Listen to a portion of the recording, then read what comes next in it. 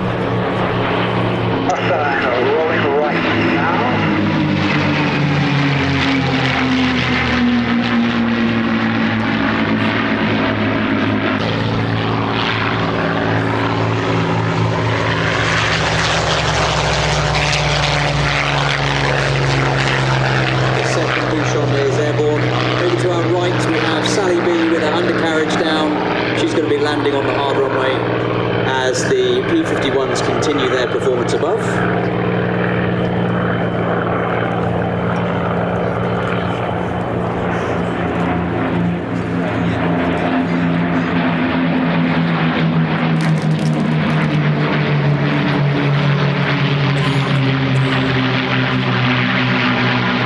Off the entire tail section, but it kept on with just a thread of metal. So the wings sliced through more than 3/4 of the fuselage just in front of the tailplane. Yeah, that's more than enough for a couple of boo shots. And they still made it home with it. That's the amazing combination.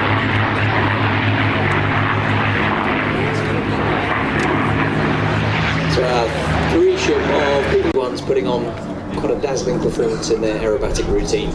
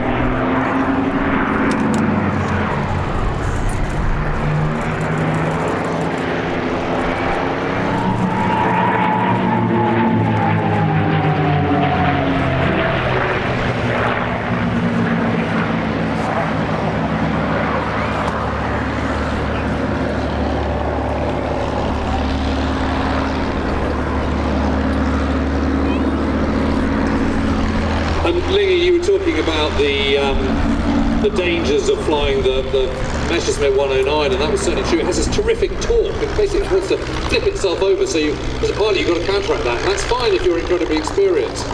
What one has to remember is there aren't any two. By beginning of 1944 or end of 1943, that's more like 100 hours or even less, 90. And of course it's complete lambs to the slaughter.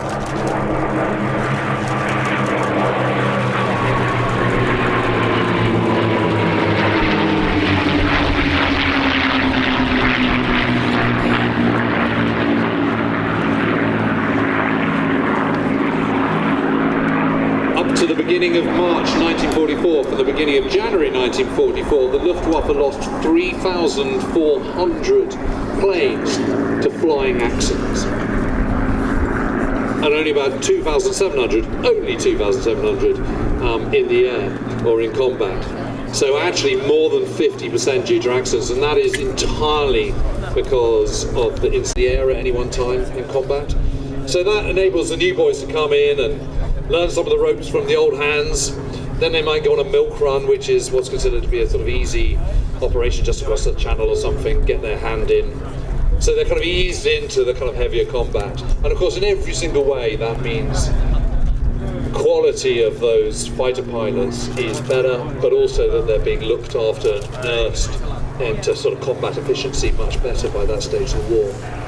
Different kettle of fish in 1940, of course, when the Luftwaffe has had sort of had the 109 since 1935 and has a rich vein of deep experience from the Spanish Civil War and Poland and Scandinavia, and of course Battle for France, the Low Countries, in May and into June. So by the time they're operating over Britain in the summer of 1940, there's a big seam of great experience. But that gets whittled away as the war progresses. And of course, even that experience isn't good enough to take on the home advantage, the air defence system, which is the only one in the world in 1940, and of course the Spitfires and Hurricanes of RAF fighter pilots. P-51's coming in. The lead aircraft there is Jersey Jerk. That's a new addition to the Sywell stable here with ultimate Warbird flights, and you can actually fly in the back of that aircraft. It's got dual controls, and you can actually go and fly as a passenger in that aircraft, take control yourself, have a fly of a P-51. In fact, James, you were saying your daughter has been flying in a P-51, I think? Yeah, it was a few years ago, but yes, and she had control. I think she was